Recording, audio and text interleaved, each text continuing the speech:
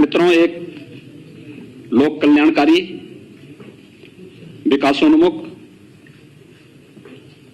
सर्वसमावेशी budget के लिए मैं वित्त मंत्री, वित्त राज्य मंत्री श्री संदीप सिंह,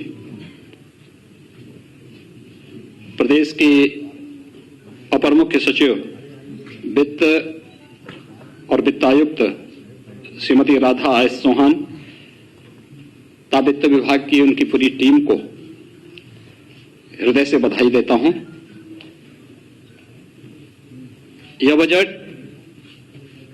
सबका साथ, सबका विकास तथा सबके विश्वास की उत्कृष्ट लोकतांत्रिक भावना से परिपूर्ण प्रदेश के तीव्र, धारणीय एवं सर्वसमावेशी विकास के लिए मील का पत्थर साबित होगा। वैश्विक महामारी कोरोना के मध्य देश के सबसे बड़े राज्य के लिए यह बजट एक नई आशा, एक नई ऊर्जा और उत्तर प्रदेश की नई संभावनाओं को उड़ान देने का एक माध्यम बनेगा। खासतौर पर हर घर को नल, हर घर को बिजली, हर गांव में सड़क और हर गांव को डिजिटल बनाने के संकल्प के साथ ही हर खेत को पानी और हर हाथ को काम देने का संकल्प इस बजट में निहित है। यह बजट प्रदेश के गांव, गरीब, किसान, नौजवान, महिलाएं और समाज के प्रत्येक तबके का प्रतिनिधित्व करने वाला यह बजट है। आत्मनिर्भर उत्तर प्रदेश की भावना के अनुरूप यह बजट है। इसमें रोजगार की व्यवस्था, सभी वर्गों के उत्थान का इरादा, वंचितों, शोषितों एवं युवाओं के सुंदर भविष्य की रूपरेखा और उत्तर प्रदेश के नव निर्माण की संरचना भी इस बजट में निहित है। मैं इस शानदार बजट के लिए वित्त मंत्री जी को और अपर मुख्य सचिव वित्त और वित्त आयुक्त जी को हृदय से बधाई देता हूं। प्रदेश वासियों को इतने शानदार बजट के लिए अपनी शुभकामनाएं भी देता हूं। बजट से जुड़ी हुई जो कुछ महत्वपूर्ण बातें हैं, उनमें हम सब जानते हैं कि बजट का आकार इस बार 5,50,270.78 करोड़ रुपए का है, जो वर्ष 2020-21 के बजट से 37,410.06 करोड़ रुपए यानी 7.3% अधिक है। अगर आप देखेंगे कि कोविड-19 के दौरान भी वित्तीय अनुशासन को बनाए रखते हुए प्रदेश के इंफ्रास्ट्रक्चर के डेवलपमेंट के साथ साथ लोक कल्याण की भावनाओं के साथ प्रत्येक तबके के हितों को इसके अंदर समाहित करते हुए महत्वपूर्ण कार्यक्रम कदम उठाए गए हैं।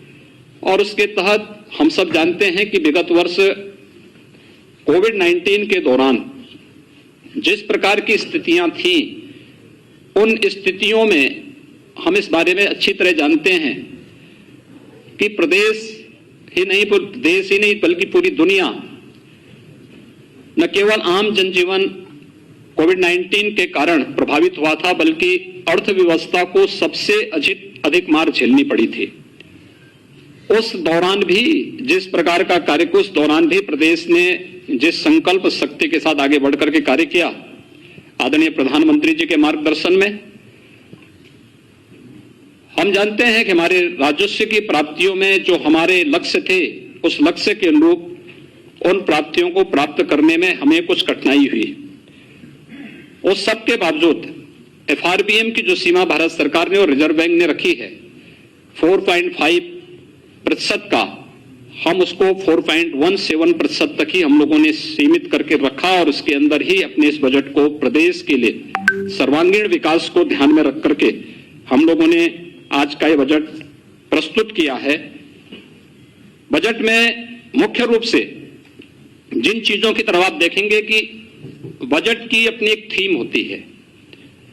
उत्तर प्रदेश का यह बजट हम लोगों ने जब 2017-18 में अपना बजट प्रस्तुत किया था, तब हम लोगों ने वह बजट प्रदेश के अन्नदाता किसानों को समर्पित किया था।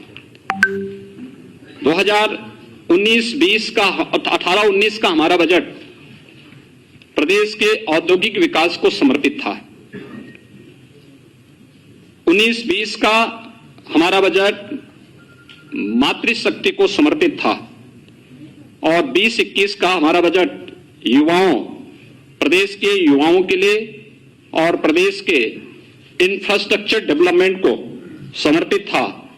तो इस बार का यह बजट जिस पर फोकस किया गया है, यहां पर हम लोगों ने प्रदेश के समग्र और समावेशी विकास और प्रदेश के विभिन्न वर्गों के स्वावलंबन के माध्यम से सशक्तिकरण को आधार बनाकर के इस बजट को प्रस्तुत किया गया है। प्रदेश में ईज ऑफ लिविंग को और आसान करने के लिए हर घर को जल, हर घर को बिजली, हर गांव को सड़क और हर गांव को डिजिटल बनाने की प्रक्रिया के साथ प्रदेश में समग्र विकास की एक रूपरेखा इस बजट के माध्यम से प्रारंभ की गई है। खासतौर पर जब हम कृषि क्षेत्र की ही बात करते हैं, मुख्यमंत्री कृषक दुर्घटना कल्याण योजना को विस्तार दिया गया है। इसमें अब तक किसान आच्छादित था, अब किसान के साथ साथ किसान के परिवार का कमाऊ सदस्य, बटाईदार और अन्य लोगों को भी शामिल करते हुए अगर दुर्घटना से किसी ऐसे व्यक्ति की मौत होती है तो 5 लाख रुपए की सहायता इस बीमा योजना के माध्यम से उस किसान परिवार को या उस बटाईदार को या किसान परिवार के सदस्य की दुखद मृत्यु पर स्वतः ही इस योजना से प्राप्त होगी। बजट में इस बात की व्यवस्था की गई है। साथ ही साथ जो किसान परिवार आयुष्मान भारत से स्वास्थ्य बीमा से कवर नहीं प्राप्त किए हैं, उन्हें मुख्यमंत्री जन आरोग्य योजना के अंतर्गत 5 लाख रुपए की भी निःशुल्क स्वास्थ्य बीमा का भी कवर देने का प्रावधान हम लोगों ने इस बजट में इस बार किया है। मित्रों, महिलाओं की दृष्टि से एक कुछ नई योजनाएं प्रारंभ की गई हैं। आप सब जानते हैं मुख्यमंत्री कन्या सुमंगला योजना को व्यापक आयाम मिला है। इससे पहले मुख्यमंत्री सामूहिक विवाह की योजना बड़ी लोकप्रिय हुई है, जिसमें 1.25 लाख से अधिक बालिकाओं की शादी विवाह के कार्यक्रम इस योजना के माध्यम से आगे बढ़े हैं। हमने इसकी राशि को 35,000 से बढ़ाकर 51,000 रुपए भी विगत वर्ष किया था। इस वर्ष मुख्यमंत्री सक्षम सुपोषण योजना, एक नई योजना उन क्षेत्रों के लिए, उन लोगों के लिए लाई जा रही है 6 महीने से लेकर 5 साल तक किसी भी बच्चे के लिए जो कुपोषित है उस बच्चे को सुपोषित करने के लिए, या जो बालिकाएं स्कूल नहीं जा पाती हैं 11 से 14 साल तक की उन बालिकाओं के लिए जो एनीमिया से पीड़ित हैं, उनके लिए भी इस बजट में एक प्रावधान किया गया है। दूसरा, एक बहुत अच्छी योजना महिला सशक्तिकरण की दिशा में प्रारंभ की जा रही है और यह है महिला सामर्थ्य योजना।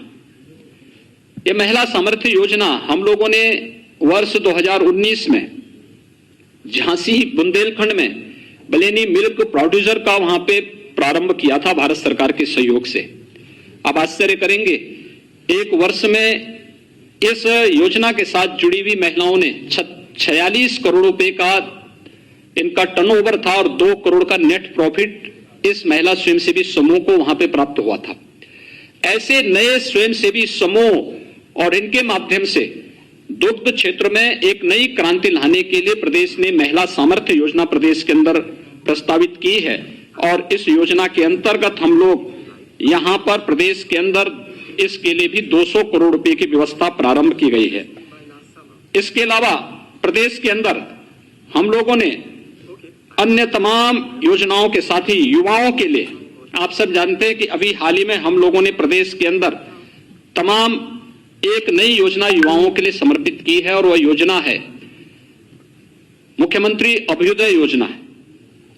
प्रदेश के युवाओं को प्रतियोगी परीक्षाओं की तैयारी के लिए हम लोगों ने फिजिकल और वर्चुअल 2 प्रकार की सुविधा के लिए अभी तक 18 कमिश्नरी हेडक्वार्टर पे व्यवस्था प्रारंभ की है, जो हमारी बसंत पंचमी से क्लासेस फिजिकली वर्चुअली प्रारंभ भी हो चुकी हैं और उसके बहुत अच्छे परिणाम सामने आए हैं। लगभग 10 लाख लोग अब तक उससे जुड़ रहे हैं, वर्चुअली जुड़ रहे हैं। फिजिकली अभी ये संख्या, चूंकि स्थान और उसके लिए इंफ्रास्ट्रक्चर की स्थिति को देखते हुए इसमें हम लोग उसको क्रिएट कर रहे हैं, लेकिन फिर भी ये योजना प्रदेश के अंदर लोकप्रिय हुई है और अन्य राज्यों में भी इसकी डिमांड हुई है। हम लोगों ने एक व्यवस्था इसके साथ जोड़ी है। इन प्रतियोगी परीक्षाओं के लिए, चाहे वह यूपीएससी का हो या प्रदेश के पीसीएस का हो या फिर बैंकिंग का हो, रेलवे का हो या फिर नीट या आईआईटी जेईई के लिए या एनडीए सीडीएस के लिए जो बच्चे तैयारी करते हैं, तो उनको हम इसका एक प्लेटफॉर्म मुख्यमंत्री अभ्युदय योजना से प्रारंभ कर ही रहे हैं। लेकिन साथ साथ इसमें जो भी पात्रता की श्रेणी में बच्चे आएंगे उनके लिए टैबलेट की व्यवस्था भी हम लोगों ने इस योजना के अंतर्गत घोषित किया है। उन्हें एक एक टैबलेट भी उपलब्ध कराएंगे, क्योंकि जो बच्चे वर्चुअली इस क्लास के साथ जुड़ेंगे उनके लिए टैबलेट आवश्यक है और टैबलेट की व्यवस्था का प्रावधान आज के इस बजट में उनके लिए किया गया है। इसके अलावा प्रदेश के अंदर 18 कमिश्नरी हैं।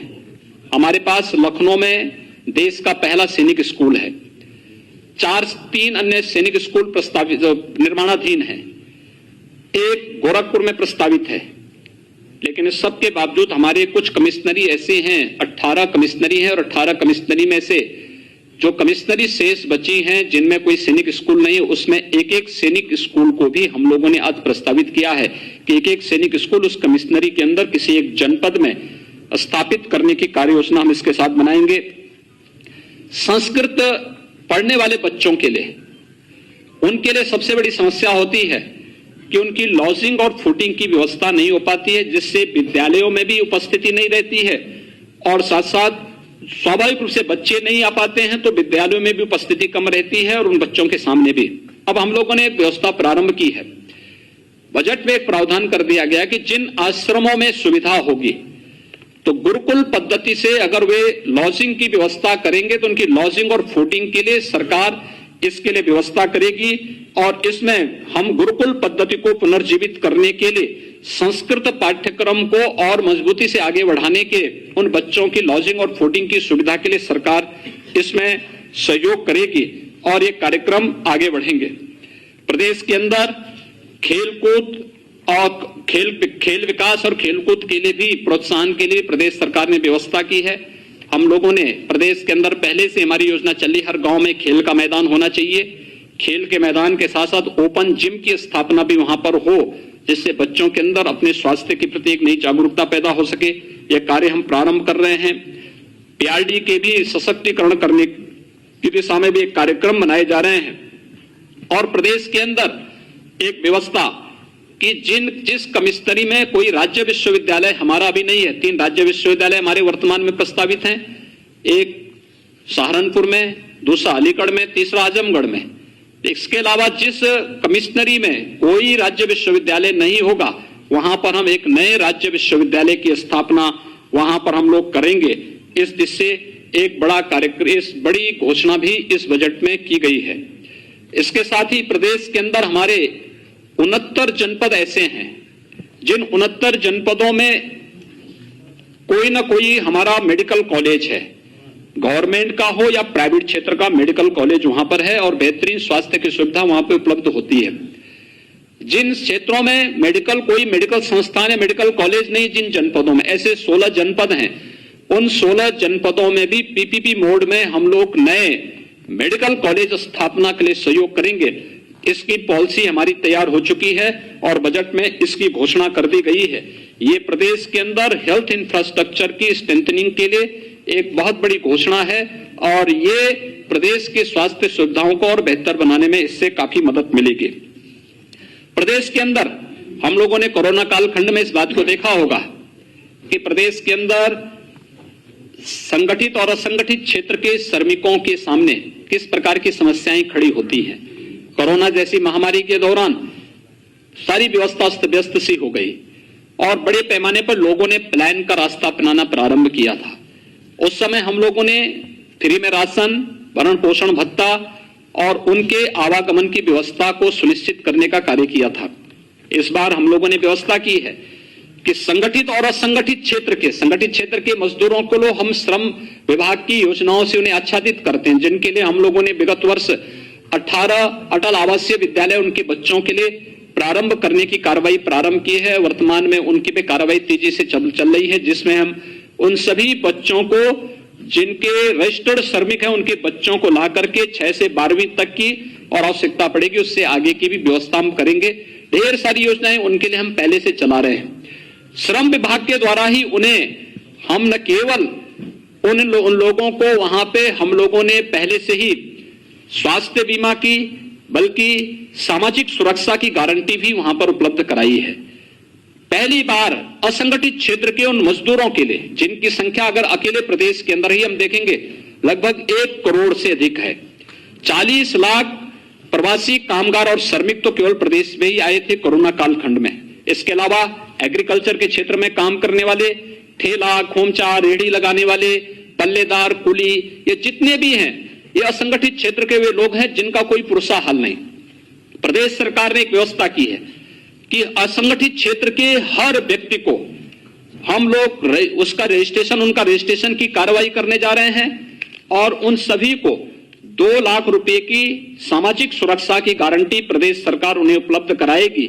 और साथ साथ प्रदेश के अंदर हम लोग असंगठित क्षेत्र के प्रत्येक व्यक्ति को जो असंगठित क्षेत्र का मजदूर है उसे 5 लाख रुपए की स्वास्थ्य बीमा की भी कवर मुख्यमंत्री जन आरोग्य योजना के अंतर्गत हम उन्हें देने जा रहे हैं। ये बड़ी योजनाएं इस क्षेत्र में उन लोगों के लिए उपलब्ध कराई जा रही हैं जो लोग अब तक इन सभी योजनाओं से वंचित थे और एक प्रकार से अब अव्यवस्थित से और खानाबदोशी उनके जीवन से था, उसको व्यवस्थित बनाने के लिए लगभग 1 करोड़ से अधिक असंगठित क्षेत्र के लोग और 1 करोड़ से अधिक संगठित क्षेत्र से जुड़े हुए मजदूर इससे लाभान्वित होंगे। किसानों के हित के लिए एक नई घोषणा भी आज इस बजट में की गई है और वह है निराश्रित गौआश्रय स्थलों के लिए। आप सब जानते हैं कि लगभग प्रदेश के अंदर अब तक हम लोग प्रदेश के अंदर 5.5 लाख से अधिक गौवंश हमारे पास सरकार के द्वारा संचालित निराश्रित गौ आश्रय स्थलों में उनकी व्यवस्था और उनकी सुरक्षा की जा रही है, उनके खान पान की व्यवस्था, उनके रखने की व्यवस्था की गई है। लेकिन हमने इसके साथ ही एक व्यवस्था और की थी जिसमें मुख्यमंत्री निराश्रित बेसहारा गोवंश सहभागिता योजना थी। इसमें भी 74,000 गोवंश को हम लोगों ने किसान परिवारों को दिया, जिसमें हम 900 रुपये हर गोवंश उस किसान परिवार को उपलब्ध कराते हैं। लेकिन सरकार ने तय किया है हर न्याय पंचायत स्तर पर भी एक निराश्रित गौ आश्रय स्थल होना चाहिए और इस बार बजट में निराश्रित गौ आश्रय स्थलों की व्यवस्था के लिए भी धनराशि की व्यवस्था की गई है, जिसको हम स्थानीय एनजीओ के माध्यम से उसको संचालित करने का कार्य करवाएंगे। इंफ्रास्ट्रक्चर और वहां की जो लैंड होगी ये सरकार की होगी और एनजीओ की साथ मदद से हम इसको संचालित करने का कार्य करेंगे। इसके साथ ही नगरीय क्षेत्रों में भी हम इस प्रकार की योजना को संचालित करने का कार्य करेंगे और ये कार्य आगे बढ़ने के साथ ही वाराणसी में गोकुल ग्राम की तर्ज पर प्रदेश के अंदर भी हर न्याय पंचायत स्तर पर फिर बाद में इस गोकुल ग्राम के रूप में इस तर्ज पर इसको आगे बढ़ाने की एक बृहद कार्य योजना को हम आगे बढ़ा रहे हैं। और निराश्रित गोवंश की नस्ल सुधार की दिशा में भी एक नई कार्य योजना की घोषणा आज यहाँ पर की गई है। खुरपका और मुंहपका जैसी बीमारियों से मुक्ति का एक अभियान प्रदेश के अंदर युद्ध स्तर पर चल रहा है। टीकाकरण की कार्रवाई लगभग हम पूर्णता की ओर लेके चल रहे हैं, लेकिन ये एक बड़ी योजना उन लोगों के लिए की गई है। प्रदेश के अंदर व्यापारियों के लिए भी जो 5 लाख रुपए की व्यापारी कल्याण की योजना थी, अधिक से अधिक रजिस्ट्रेशन हो, वह भले जीएसटी देता हो या न देता हो, ये बात का विषय है, लेकिन रजिस्ट्रेशन के साथ साथ उन लोगों का रिटर्न भरने की ट्रेनिंग देने और 10 लाख रुपए तक की कोई दुर्घटना उनके साथ होती है, उस व्यापारी के साथ कोई कैजुअलिटी होती तो उसके परिवार को 10 लाख रुपए की एक कवर प्रदेश ने इसमें उपलब्ध करवाने के कार्य किया और प्रदेश ने इसमें काफी बड़ा कार्य इस दिशा में प्रारंभ किया है। यह एक बड़ा कार्य प्रदेश के अंदर आगे बढ़ाने के लिए किया जा रहा है। प्रदेश के अंदर उन क्षेत्रों में जो दूर दराज के क्षेत्र हैं, वहां पे टेलीमेडिसिन के लिए और टेली कंसल्टेशन के लिए भी पर्याप्त व्यवस्था बजट में इस बार की गई है और इस व्यवस्था के माध्यम से हम लोग काफी बड़े स्तर पर प्रत्येक नागरिक तक बेहतर स्वास्थ्य की सुविधा उपलब्ध कराने में हमें मदद मिलेगी। कुछ नई चीजें जो वास्तव में यहां पर उपलब्ध हो सकती हैं, लखनऊ में हम लोगों ने एक एनआईवी पुणे की तर्ज पर national institute of virology Pune, जो भारत सरकार का संस्थान है और किसी भी प्रकार के वायरस के समय से पहचान करने और फिर उस वायरस के खिलाफ उस प्रकार के वैक्सीन को विकसित करने की दिशा में कार्य किया जा सके, इसके लिए एक उस प्रकार का संस्थान प्रदेश सरकार ने अपने स्तर पर यहां पर बनाने की एक कार्य योजना को बजट में दिया है, जिसमें केजीएमयू, सीडीआरआई, एकेटीयू मिलकर के उस प्रकार का एक संस्थान लखनऊ में बनाएंगे, जिससे आने वाले समय में कोविड-19 जैसा कोई अगर वायरस प्रदेश में किसी भी प्रकार का या उत्तर भारत में कहीं भी उसका अटैक होता है तो समय से हम उसकी पहचान कर सकेंगे और उस दिशा से फिर वैक्सीन के निर्माण में भी ये सहायक हो सकेगा। इसके लिए एक बड़ा कार्य यहां पर प्रारंभ किया जा रहा है। इसके साथ ही प्रदेश के अंदर हम लोगों ने प्रदेश के अंदर चाहे वह अटल या पूर्व प्रधानमंत्री श्रद्धेय अटल बिहारी वाजपेयी जी के नाम पर चिकित्सा विश्वविद्यालय की स्थापना को हो या प्रदेश के आयुष विश्वविद्यालय का है, प्रदेश के अंदर एक नए हम लोगों ने यहाँ पे विधि विश्वविद्यालय का लॉ यूनिवर्सिटी प्रयागराज में बनाने की कार्रवाई को भी हम लोगों ने इस बजट का हिस्सा बनाया है। तो साथ ही साथ केजीएमयू में institute of virology and infectious disease के साथ ही एक एसजीपीसीआई के लिए भी एक डायबिटीज रेटिनोपैथी की एक नई घोषणा इस बजट में की गई है, जो स्वास्थ्य क्षेत्र में एक उच्च स्तरीय बेहतरीन सुविधा यहां पर उपलब्ध कराने की दिशा में एक नया कार्य यहां पर उपलब्ध कराने में काफी मदद करेगा। मित्रों, जल जीवन मिशन हर घर नल पहुंचाने की योजना, जल जीवन मिशन प्रारंभ होने के समय उत्तर प्रदेश का आच्छादन 2% से कम था और आज इसको हम तेजी से आगे बढ़ा रहे हैं और इसलिए व्यापक कार्य योजना। हमारा यह मानना है कि अगर व्यक्ति को शुद्ध पेयजल उपलब्ध हो जाए तो आधी से अधिक बीमारी उसकी दूर हो जाती है। हम लोगों ने पूर्वी उत्तर प्रदेश में आदरणीय प्रधानमंत्री जी के मार्गदर्शन में, उनकी प्रेरणा से इंसेफ्लाइटिस की समस्या का समाधान करने में काफी बड़ी मदद हमें मिली है। इसमें हमारे 2 आधार थे, एक था स्वच्छ भारत अभियान, हर परिवार के पास एक शौचालय उपलब्ध कराना, और दूसरा था शुद्ध पेयजल की आपूर्ति। 38 जनपदों में प्रतिवर्ष 1200 से 1500 जिन बच्चों की मौत होती थी, 1 से 15 वर्ष तक के बच्चों की लगभग 1200 से 1500 मौतें प्रतिवर्ष होती थी। पिछले 4 वर्ष के दौरान अंतर विभागीय समन्वय के माध्यम से हम लोगों ने एक जो प्रयास प्रारंभ किया, उसका परिणाम है बीमारी पे 75% नियंत्रण करने और मौत पर 95% तक नियंत्रण करने में हमें सफलता प्राप्त हुई है। एक बड़ी सफलता इसमें प्राप्त हुई है और अब उसी दिशा में नए प्रयास प्रारंभ करने के लिए हर घर नल की इस योजना को भी हम, जिससे प्रदेश के अंदर बुंदेलखंड का क्षेत्र हो, बिंद का क्षेत्र हो, आर्सेनिक, फ्लोराइड या खारा पानी की समस्या से जो क्षेत्र जूझ रहे हैं या जहां पे अन्य समस्याएं हैं, उन सभी को ग्रामीण और शहरी दोनों के लिए लगभग 17,000 करोड़ रुपए की बड़ी व्यवस्था बजट में की गई है, जिससे हर एक व्यक्ति को शुद्ध पेयजल की आपूर्ति हम कर सकेंगे। और केवल योजना लागू ही नहीं होना, बल्कि इस योजना को सस्टेनेबल बनाने के लिए जो इस योजना के साथ जुड़ेगा उसको 10 वर्षों तक उस योजना की देखभाल करने की भी जिम्मेदारी लेनी है। ये इसके साथ जोड़ा जा रहा है। इसलिए एक बड़ा कार्य इसमें ग्रामीण और शहरी क्षेत्रों के साथ इसको जोड़ने का प्रयास प्रारंभ किया गया है। प्रदेश में नगरीय क्षेत्रों का दायरा बढ़ा है। पहले हमारे पास कुल 653 नगर निकाय थे, आज ये बढ़ करके इनकी संख्या लगभग 734 के आसपास इनकी संख्या पहुंच रही है। एक बड़ी संख्या इनकी बढ़ रही है। तो शहरी क्षेत्रों में भी नागरिकों के जीवन स्तर में सुधार करने के लिए 10 स्मार्ट सिटी भारत सरकार ने घोषित की थी राज्य सरकार के साथ मिलकर के। जो 7 अन्य नगर निगम थे उन्हें राज्य सरकार अपने खर्चे पर स्मार्ट सिटी के रूप में डेवलप करने जा रही है और राज्य सरकार के खर्चे पर उनका यहां पर विस्तार, उनको स्मार्ट सिटी के रूप में विकसित करने की कार्य योजना प्रदेश सरकार ने यहां पे प्रारंभ की है। इसके साथ ही 60 शहर हमारे ऐसे हैं जो अमृत योजना से आच्छादित हैं।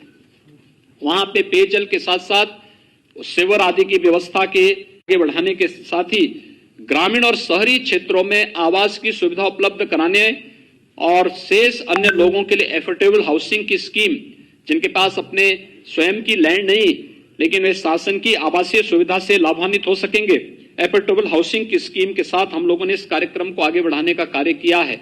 और ये बहुत अच्छे ढंग से प्रदेश के अंदर ये चीजें आगे चल रही हैं। प्रदेश के अंदर हम लोगों ने औद्योगिक विकास के क्षेत्र में ईज ऑफ डूइंग बिजनेस में उत्तर प्रदेश की रैंकिंग में जो सुधार हुआ है, देश ने भी दुनिया ने भी उसको सराहा है। 2016 में उत्तर प्रदेश 14वें स्थान पे था, 2017 में उत्तर प्रदेश 12वें स्थान पर आया और आज उत्तर प्रदेश दूसरे स्थान पर है। ये प्रदेश ने जो रिफॉर्म किए हैं, हम लोगों ने हर एक फील्ड में काफी सुधार किए हैं, जिससे देश के अंदर सबसे अच्छे गंतव्य के रूप में प्रदेश बना है। इस दौरान आपने देखा होगा, देश कोरोना कालखंड के दौरान जब हर जगह अव्यवस्था थी, लोग अपने को नहीं संभाल पा रहे थे, तब हम कोरोना प्रबंधन की बेहतरीन उदाहरण भी प्रस्तुत कर रहे थे इतने बड़े प्रदेश में। लेकिन साथ साथ हम लोगों ने प्रदेश के अंदर बहुत सारे ऐसे उदाहरण भी प्रस्तुत किए जिसमें देश का पहला डिस्प्ले यूनिट उत्तर प्रदेश में आया है और यह चीन से आया है। ये निवेश चीन से उत्तर प्रदेश में आया, जिसमें लगभग 5000 करोड़ रुपए का निवेश होने जा रहा है। प्रदेश में डाटा सेंटर पार्क की स्थापना के लिए 6000 करोड़ रुपए की यह कार्य योजना क्रियाशील हो चुकी, यानी इसमें कार्य प्रारंभ हो चुका है।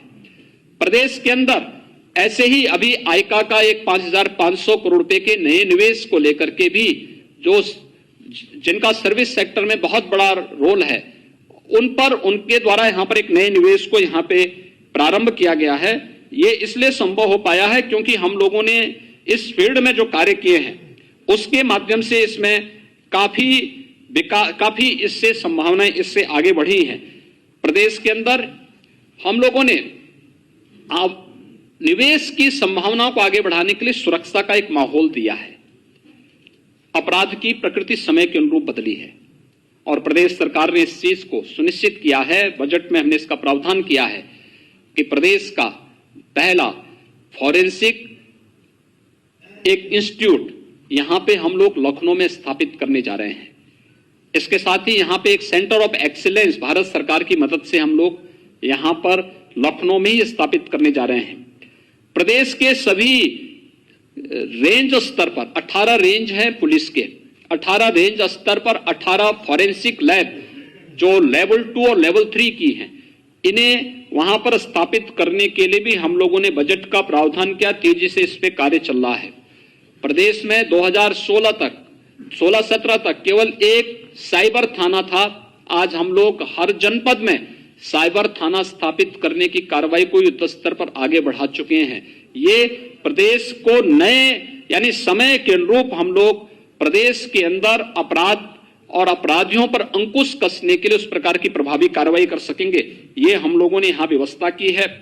प्रदेश के अंदर सूक्ष्म लघु मध्यम उद्यम प्रदेश में रोजगार सृजन का एक बहुत सशक्त माध्यम है और इस सशक्त माध्यम का उपयोग भी प्रदेश ने किया है और बजट में इसका प्रावधान किया है कि प्रदेश में एक तो बंद पड़ी जो हमारी कताई और स्पिनिंग मिलें थी, इनको हम फिर से पीपीपी मोड में चलाने और अन्य तरीके से इनके लिए हम लोगों ने एक कार्य योजना के लिए बजट में इसका प्रावधान किया है।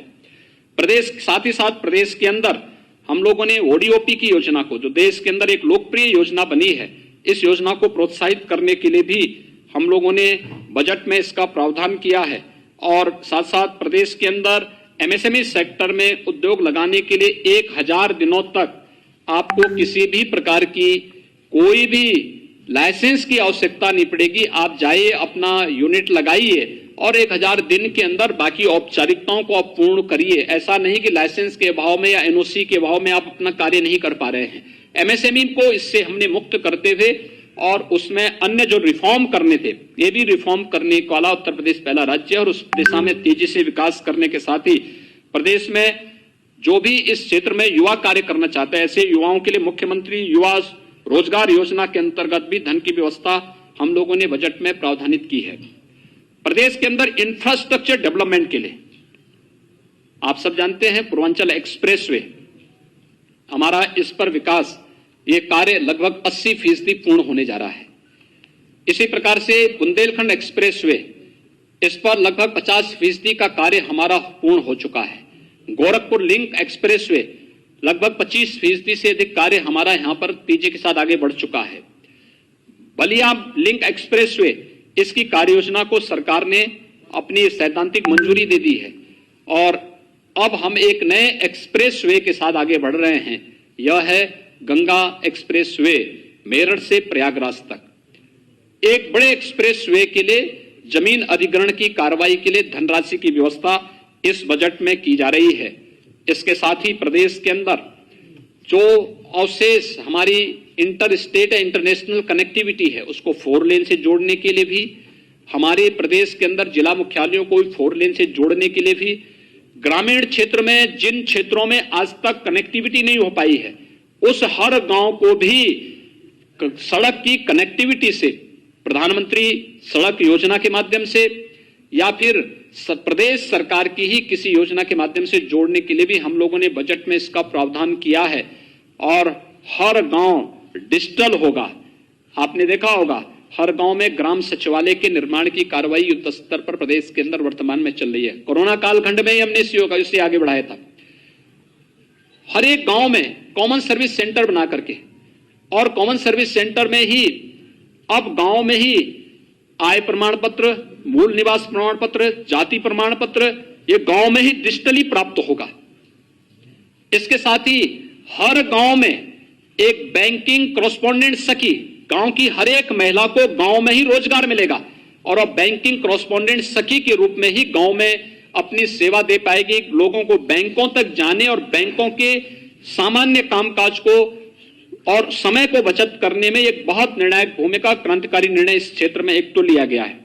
दूसरा, हर गांव में एक सामुदायिक शौचालय में भी गांव की एक महिला को रोजगार देने के लिए भी कार्य युद्ध स्तर पर प्रारंभ हुआ है। यानी रोजगार सृजन की दिशा में एक बड़ा कार्य इस क्षेत्र में हुआ है। लेकिन साथ ही हम लोगों ने एयर कनेक्टिविटी को भी बेहतर किया है। आप सब जानते हैं एयर कनेक्टिविटी में अयोध्या में हमारा जो एयरपोर्ट है, इंटरनेशनल एयरपोर्ट के रूप में इसे हम डेवलप करने जा रहे हैं और यहाँ की कनेक्टिविटी को बेहतर, यहाँ पर हम लोगों ने एयरपोर्ट के निर्माण की कार्रवाई को युद्ध स्तर पर हमारा एक कार्य चल रहा है। अयोध्या एक एयरपोर्ट के रूप में विकसित होगा, इसको बाद में एक हम लोग इंटरनेशनल एयरपोर्ट के रूप में डेवलप करेंगे। जेवर एयरपोर्ट, पहले वहां पे एक व्यवस्था थी कि वहां पे जो केवल 2 वहां पे एयर स्ट्रिप बनेंगे, लेकिन अब उससे बढ़ा करके 6 तक विस्तार देने के कार्य योजना के लिए धनराशि की व्यवस्था इस बजट में की गई है। जेवर का हमारा एयरपोर्ट एशिया का सबसे बड़ा एयरपोर्ट बनने जा रहा है। वहां पे विकास की उन अनंत संभावनाओं को आगे बढ़ाने को एक नया स्थान उसमें प्राप्त होगा, चाहे वह फिल्म सिटी के कार्यक्रम को आगे बढ़ाने का हो, फिल्म सिटी को वहां पे आगे बढ़ाने का हो, वहां पे एक आईटी सिटी के रूप में उसे डेवलप करने के लिए भी एक नई कार्य योजना के साथ हम लोगों ने वहां पे कार्य प्रारंभ किया है। हम लोगों के इसके अलावा प्रदेश के अंदर कुशीनगर में इंटरनेशनल एयरपोर्ट बन रहा है। वाराणसी और लखनऊ में इंटरनेशनल एयरपोर्ट पर पहले से ही भारत सरकार कार्य कर रही है। लेकिन साथ साथ प्रदेश के अंदर सहारनपुर, मेरठ, अलीगढ़, मुरादाबाद, बरेली और आजमगढ़, चित्रकूट, सोनभद्र, ये सभी क्षेत्र भी एयर कनेक्टिविटी से जुड़ेंगे। और इसके लिए प्रदेश सरकार तेजी के साथ, जितनी तेजी के साथ उत्तर प्रदेश ने इस फील्ड में काम किया है, देश के अंदर अन्य राज्यों में इस प्रकार का कार्य इस दिशा में आगे नहीं बढ़ पाया है, लेकिन उत्तर प्रदेश ने तेजी के साथ इस क्षेत्र को आगे बढ़ाने का कार्य किया है। प्रदेश के अंदर पुलिस के लिए भी इंफ्रास्ट्रक्चर डेवलप करने के लिए, उनके लिए अवस्थापना सुविधाओं के विकास के लिए भी एक बड़ा कार्य प्रदेश ने इस बजट में भी उसकी व्यवस्था की है। और जितनी भी अवस्थापना सुविधाओं का विकास वहां पर होगा, आवासीय सुविधाओं का विकास होगा, इन आवासीय सुविधाओं का विकास महान क्रांतिकारी शहीद रोशन सिंह के नाम पर हर पुलिस लाइन में, हर पुलिस थाना में और हर एक पुलिस चौकी में ये अवस्थापना जो सुविधाओं का विकास, आवासीय सुविधाओं का विकास पुलिस के लिए किया जा रहा है, इन सभी के साथ उनको जोड़ने का कार्य हुआ है। इतने बड़े पैमाने पर ये सुविधाएं यहां पर दी जा रही हैं, ये बड़े स्तर पर कार्य हुआ है। लेकिन साथ साथ अपने देश के क्रांतिकारियों और देश के शहीदों के प्रति सम्मान का भाव व्यक्त करने के लिए चौरी चौरा महोत्सव हो, शताब्दी महोत्सव के माध्यम से हरेक क्रांतिकारी स्थल पर, हरेक शहीद स्थली के पुनरुद्धार, सुदृढ़ीकरण और सुंदरीकरण की कार्य योजना को भी प्रदेश सरकार ने अपने बजट का हिस्सा बनाया है। प्रदेश में सर्विस सेक्टर की अनंत संभावनाएं हैं और इसमें रोजगार की भी अनंत संभावनाएं हैं। आपने देखा होगा प्रयागराज कुंभ आपके सामने है। प्रयागराज कुंभ के माध्यम से कैसे, जहां पर महाकुंभ के समय में केवल 12 करोड़ ही श्रद्धालु और पर्यटक आ पाए थे, थोड़ी सी व्यवस्था प्रदेश सरकार ने की, स्वच्छता, सुरक्षा और सुव्यवस्था का एक मानक प्रस्तुत किया। 24 करोड़ पर्यटक और श्रद्धालु उसी प्रयागराज कुंभ में वहां पर आए। अयोध्या दुनिया के अंदर एक नए टूरिस्ट स्पॉट के रूप में डेवलप हुआ है। जो फुटफॉल है अयोध्या का, अगर आप देखेंगे, अद्भुत है और बहुत उसको देख करके वास्तव में यानी अकल्पनीय है। प्रदेश सरकार ने निर्णय लिया है इस फील्ड का बेहतर उपयोग करने के लिए। हमारे पास व्यापक संभावनाएं इस फील्ड की, और खासतौर पर इस जो रिलीजियस, जो हमारे पास टूरिस्ट है या श्रद्धालु है, उसके लिए अयोध्या है, वह काशी है, प्रयागराज है, चित्रकूट है, निमिष है, विंध्यवासिनी धाम है, देवीपाटन धाम है, सुख तीर्थ है। इन सभी के समग्र विकास के साथ, यानी यहाँ पे जनता को बुनियादी सुविधाएं मिल सके और यहाँ पे आस्था का भी सम्मान हो सके, इसके विकास की एक कार्य योजना तो हमने ली ही है। मुख्यमंत्री पर्यटन संवर्धन योजना के अंतर्गत भी हमने पर्याप्त धनराशि की व्यवस्था की है कि प्रदेश के अंदर इको टूरिज्म की जो संभावनाएं, हेरिटेज टूरिज्म के लिए जितनी संभावनाएं हैं, इन सभी को हम आगे बढ़ा सकें। चाहे वह आपने देखा होगा एक दीपोत्सव के कार्यक्रम ने या एक रंगोत्सव के कार्यक्रम ने बरसाना और वृंदावन को किस रूप में एक नई ऊंचाइयों तक पहुंचाया है। देव दीपावली ने काशी के देव दीपावली को कैसे दुनिया के अंदर एक नए इवेंट के रूप में प्रस्तुत किया है। ये सारी चीजें हम इसके साथ जोड़ने जा रहे हैं। हम लोगों ने प्रदेश के अंदर इस पूरे बजट में अनुसूचित जाति के लिए भी, जनजाति के लिए भी, पिछड़ी जाति के लिए भी पर्याप्त धनराशि व्यवस्था, उनके पुनरुद्धार और उनके कल्याण के लिए शासन की योजनाओं को उन तक पहुंचाने के लिए पर्याप्त धनराशि की व्यवस्था की है। लेकिन साथ ही साथ लखनऊ में एक जनजातीय संग्रहालय की स्थापना हो सके, इसके लिए भी सरकार ने व्यवस्था इस बजट में, यहां पर इस बजट में इसका भी प्रावधान किया है। यानी अगर हम कहें कि यह बजट प्रदेश की 24 करोड़ भावनाओं का प्रतिनिधित्व करता हुआ प्रदेश के अंदर हर एक सेक्टर के समग्र विकास को और एक सर्वसमावेशी विकास को ध्यान में रख करके बनाया गया है। मैं एक लोक कल्याणकारी, विकासोन्मुख, सर्वसमावेशी बजट के लिए अपने वित्त मंत्री श्री सुरेश खन्ना जी को, वित्त राज्य मंत्री श्री संदीप सिंह जी को, अपर मुख्य सचिव वित्त एवं वित्त आयुक्त श्रीमती राधा चौहान जी को और वित्त विभाग की पूरी टीम को एक बार फिर से बधाई देता हूं। और एक अच्छे बजट के लिए, जिसमें अधिवक्ताओं के लिए भी और समाज के प्रत्येक तबके के लिए बेहतर व्यवस्था की गई है। पत्रकारों के लिए तो पहले हम व्यवस्था कर चुके हैं। नहीं, आवासीय सुविधा, मीडिया के लिए तो आवासीय सुविधा की भी और स्वास्थ्य बीमा का हम पहले ही कवर दे चुके हैं। व्यवस्था आगे हो चुका, बढ़ चुका, हमारे स्तर पर पहले हो चुकी है। बेहतरीन व्यवस्था उसमें की जा रही है और बेहतरीन व्यवस्था होगी। आप सबके सहयोग के लिए एक बार फिर से मैं बहुत बहुत बधाई देता हूं, अपनी शुभकामनाएं देता हूं और विश्वास व्यक्त करता हूं कि बजट प्रदेश के समग्र विकास को और सर्वसमावेशी विकास को एक नई ऊंचाइयों तक पहुंचाएगा। बहुत बहुत धन्यवाद।